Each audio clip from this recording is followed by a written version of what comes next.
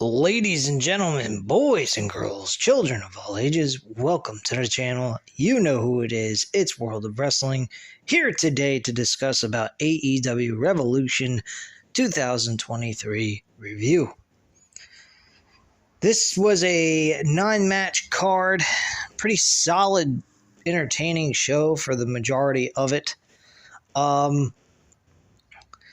I have to say, though, that this pay-per-view would have been 10 times better had there been some stories going into it. The only two stories that really mattered was the Jon Moxley Hangman Page match and the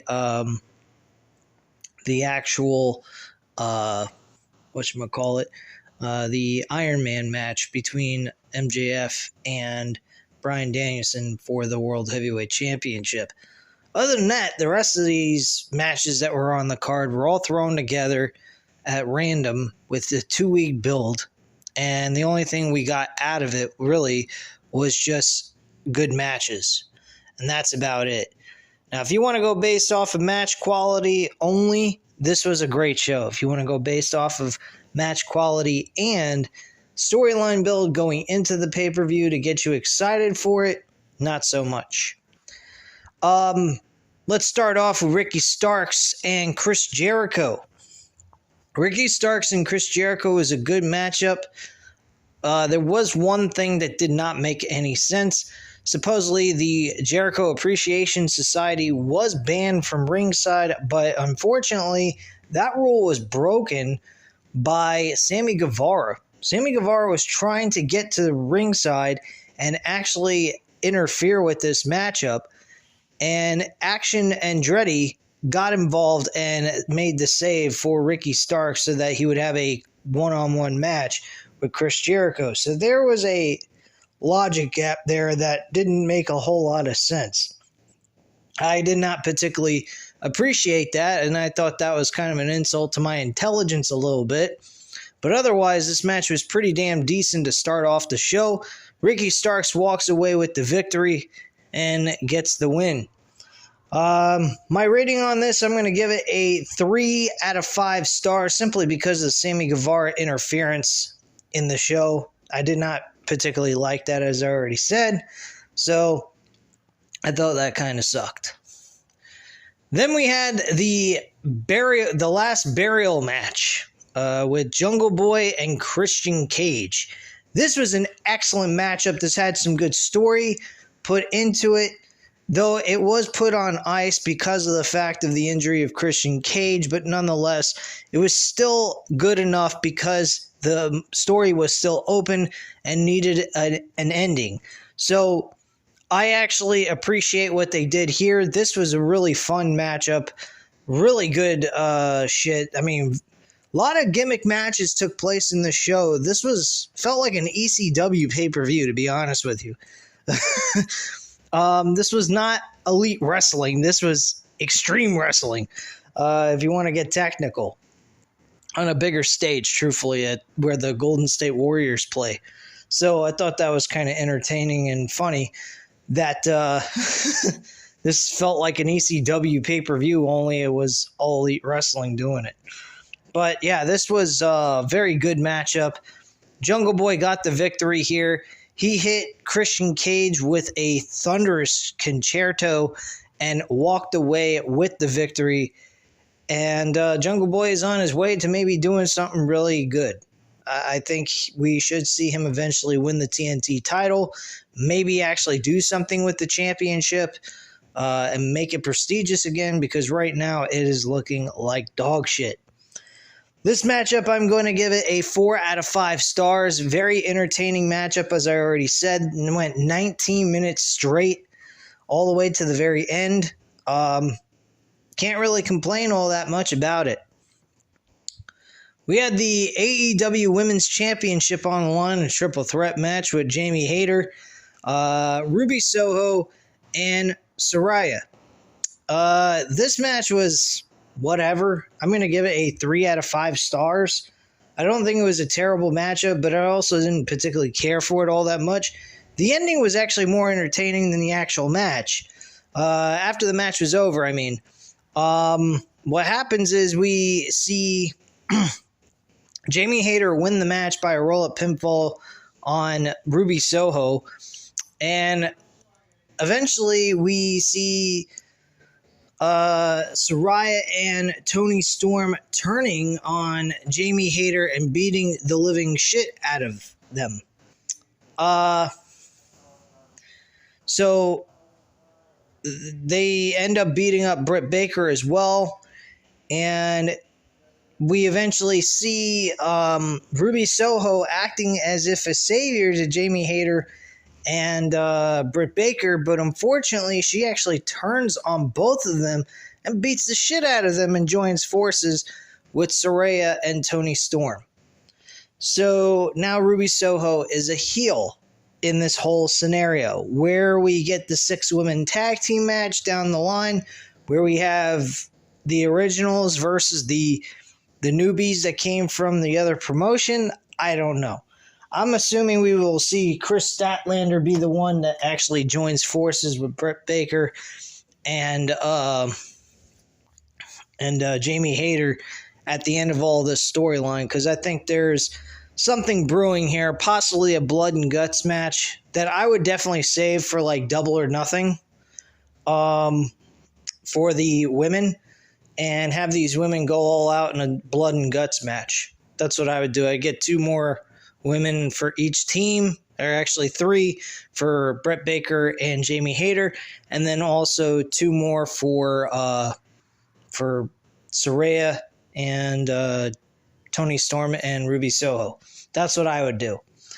But yeah, I think that this is a very interesting little twist they did here. It looked like Ruby Soho was going to join forces with Britt Baker and Jamie Hayter, but unfortunately we did not see that happen. So we'll have to see how things turn out as the weeks go on leading into Double or Nothing, which will be in May. All right. Next, we had the Texas Death Match. And man, was this a fucking brutal, I mean a brutal fucking match between these 2 guys with Jon Moxley and Adam Hangman Page. These guys fucking killed each other with barbed wire out the wazoo, hit each other with chairs strapped with barbed wire. They went through tables with barbed wire. I mean, they killed each other in this matchup, and how the match ended was fucking fantastic. I mean, this was brutal. It was fucking brutality, man. But Hangman Page wins the match by submission because he manages to do a buckshot lariat. Then after he does that, Jon Moxley's hanging on the ropes. He does a clothesline and has a chain wrapped around his neck as if he's wearing some a chain around his neck, I guess you could say, a necklace. And he doesn't get it off. Hangman grabs the chain, starts pulling on it, starts strangling him, and he has no choice but to submit because of the fact that if he didn't, he'd die of being hung. So Hangman Page proved that he is why they call him Hangman. But yeah, what a fucking awesome matchup. If you haven't seen this match, if there's anything on this pay-per-view that I would go back and watch, this is definitely it. Jungle Boy and Christian Cage was a good matchup, but I mean, if you didn't want to watch it just to save time, I mean, I wouldn't say you're wrong about doing that, but still, I mean, that match was good, but this match was fucking brutal. I mean, this was probably worse, I think possibly worse than what Kenny Omega and Jon Moxley did in 2019 Full Gear, honestly. I mean, they really tore each other apart in that match, but this match, man, there was blood all over the place. I really couldn't believe how much fucking blood there was. But yeah, this pay-per-view is full of blood. A lot of people bleeding all over the place. The Iron Man match was another one that was just fucking brutal as shit. I couldn't understand why there's so much blood on AEW. I mean, It's one thing to use it here and there. They're using it like every single week and on every pay-per-view. Can they go one pay-per-view without fucking bleeding to death? I mean, shit. I mean, it's not every time you gotta bleed just to have a match. Jeez. Fucking insane. But anyway,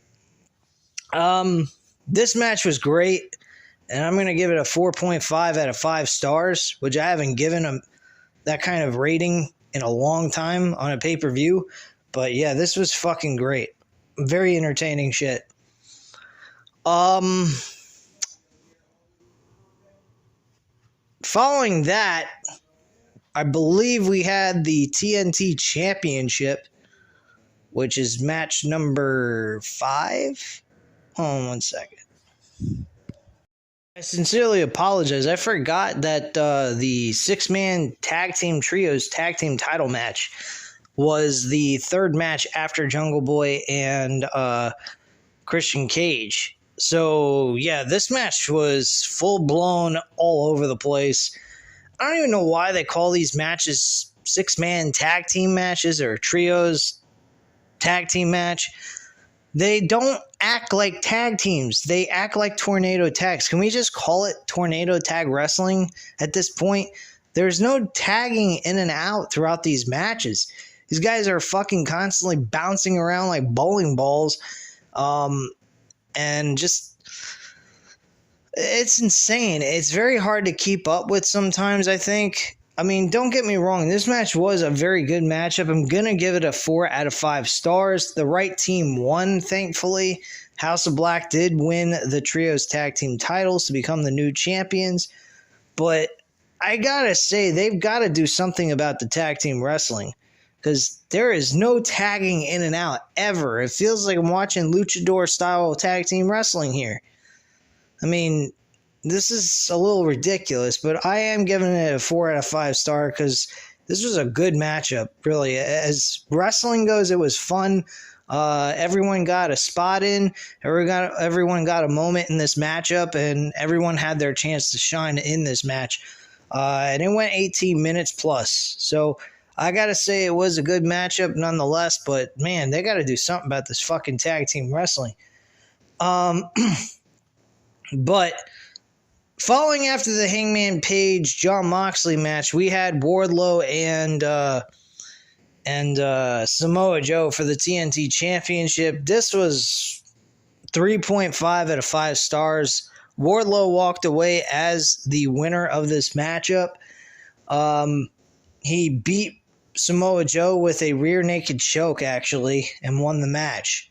So I particularly think that this was okay for what it was. I mean, it wasn't a bad match, but it also wasn't that big of a deal to me at all. Following that, we had the 4-way tag team title match, which again, where was the tagging in and out?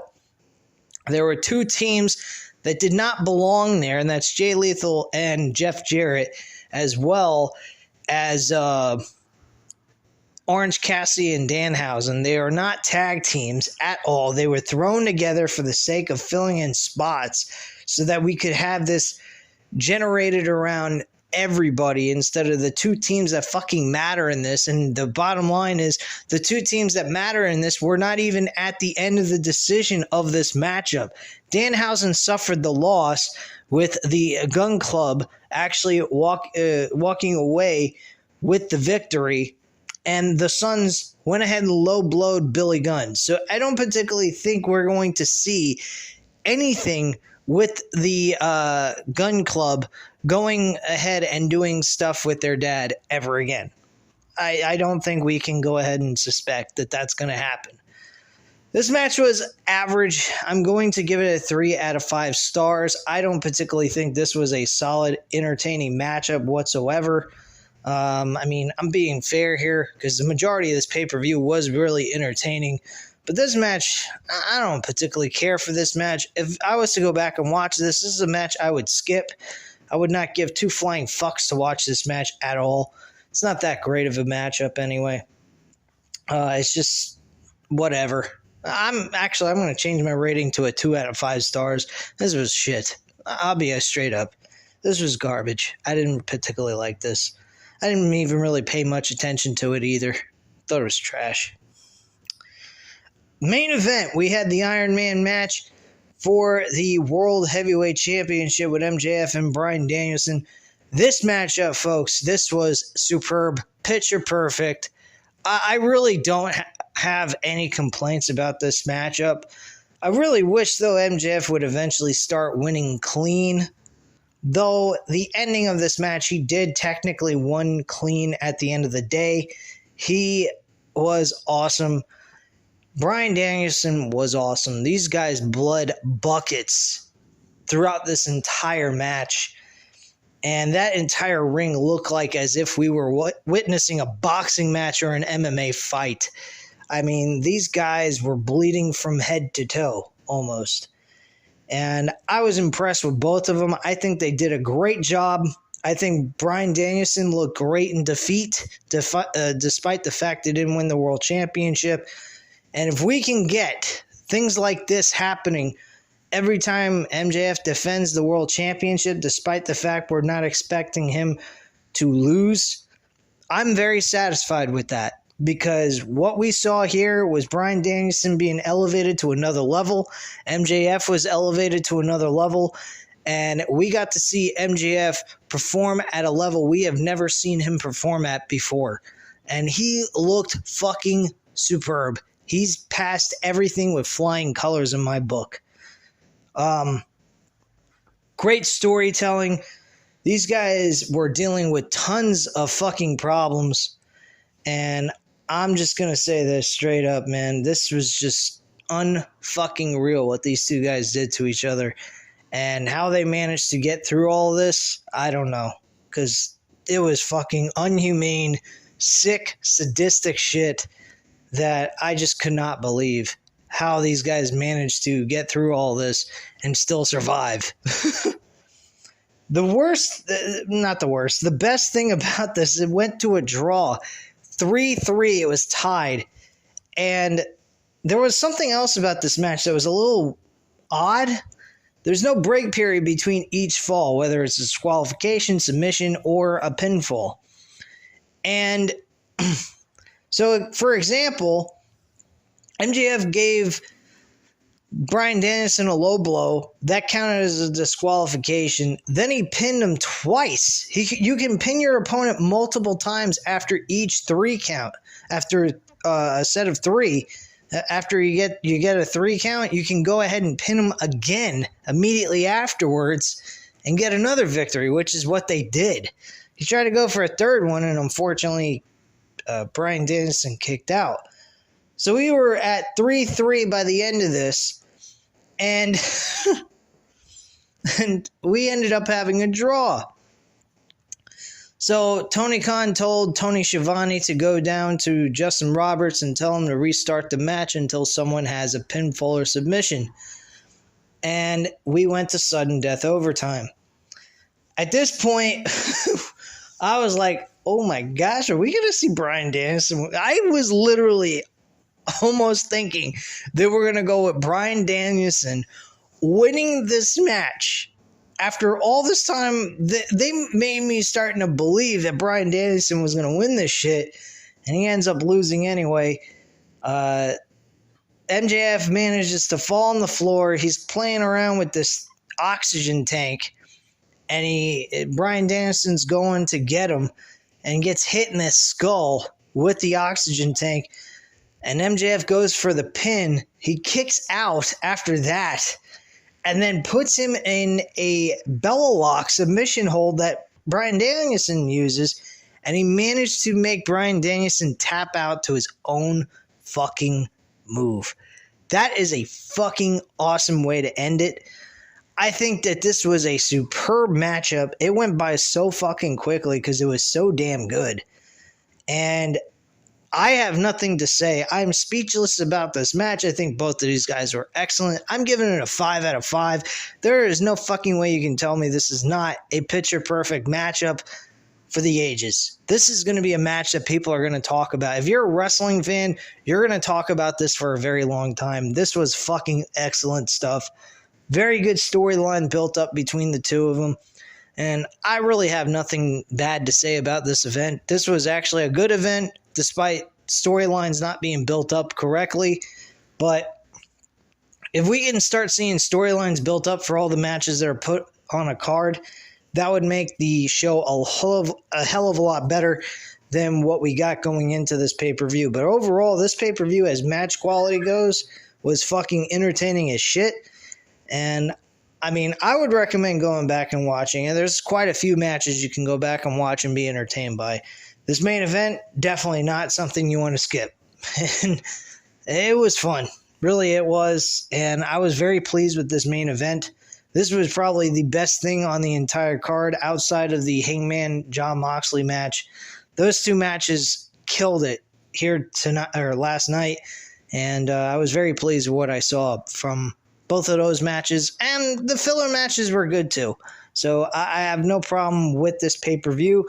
Very solid, entertaining stuff. And anyway, that's all I got to say at this time. If you liked the video, please go ahead and hit the like button. If you liked the video, go ahead and hit the subscribe button if you're not already subscribed to the channel, and leave a comment down below, and I'll definitely get back to you on that. I thank you guys very much for watching. Have a great night, guys. Bye.